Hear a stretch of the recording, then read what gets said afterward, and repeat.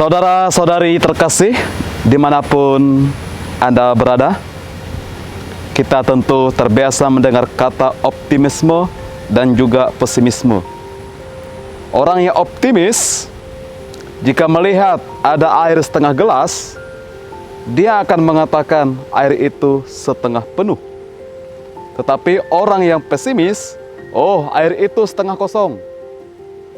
Demikian juga ketika berjumpa dengan bunga mawar, orang yang pesimis akan mengatakan, aduh bunga ini banyak durinya.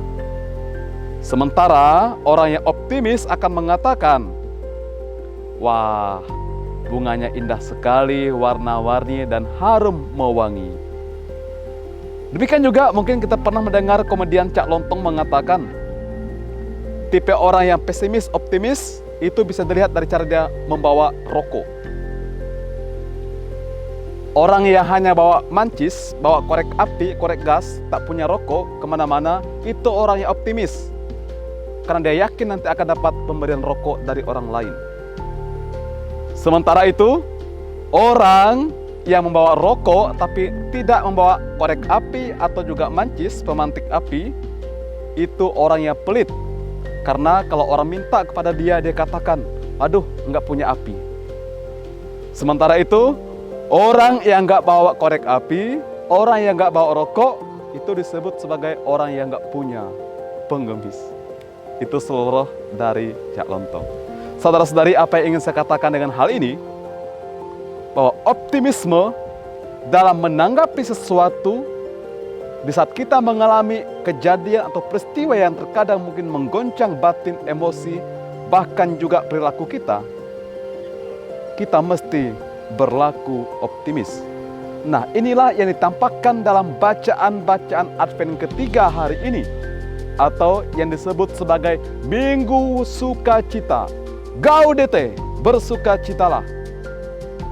Bersukacitalah, kata Nabi Yesaya, karena penyelamatan Tuhan akan segera tiba.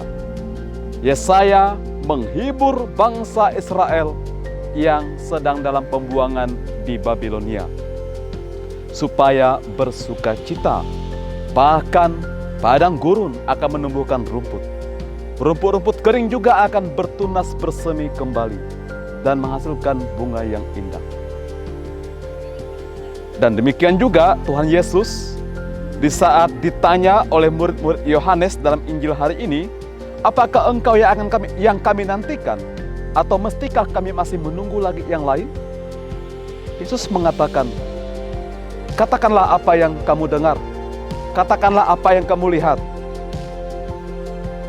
Orang lumpuh berjalan, orang buta melihat, orang tuli mendengar, orang kusta disembuhkan, orang mati dihidupkan, dan orang yang lapar haus dipuaskan.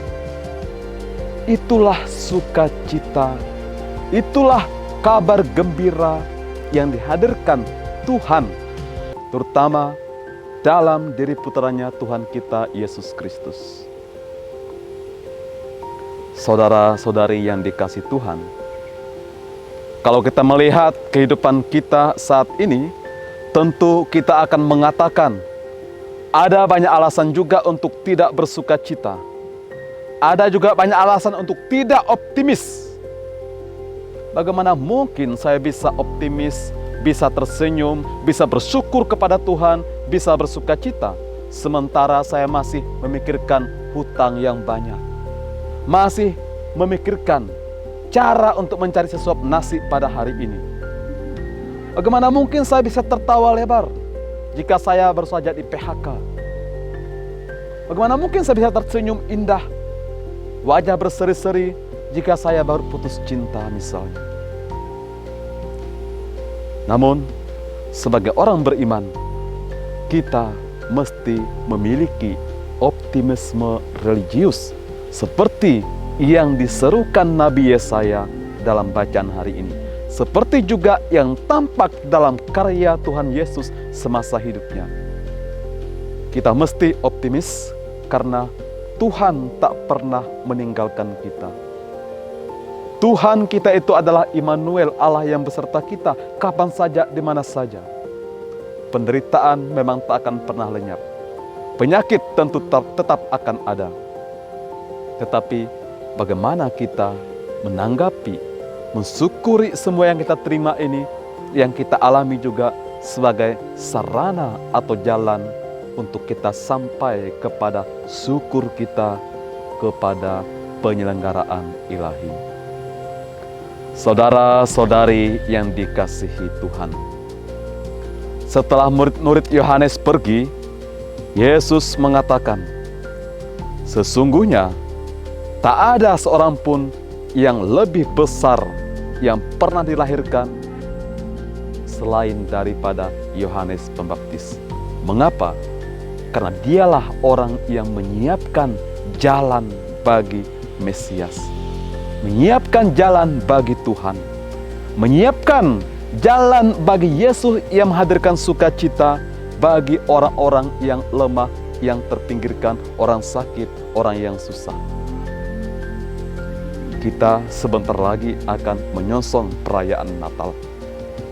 Maka dalam Minggu Sukacita ini, Advent ketiga ini, kita juga diajak juga untuk menghadirkan sukacita bagi orang-orang di sekitar kita. Lihat, itu orang Katolik. Apa kelebihannya? Oh, mereka membagikan sukacita. Mereka mau mengampuni. Mereka mengasihi semua ciptaan Tuhan. Dan terutama di masa Natal ini, mereka mau berbagi kasih dengan orang lain. Bukan hanya lewat katakanlah paket Natal, sembako Natal, tetapi juga lewat karya-karya nyata membantu orang-orang yang memang sangat membutuhkan. Orang lemah dikuatkan, orang yang tak punya, orang yang terpinggirkan, dibuat mampu mengalami kebaikan Tuhan dan mengatakan bahwa dirinya mampu menapaki hidup ini dengan baik. Semoga menjelang Natal yang sebentar lagi ini, kita juga dipenuhi sukacita Tuhan dan didorong juga untuk membagikannya kepada orang-orang di sekitar kita lewat aksi-aksi nyata kita. Tuhan memberkati kita. Amin.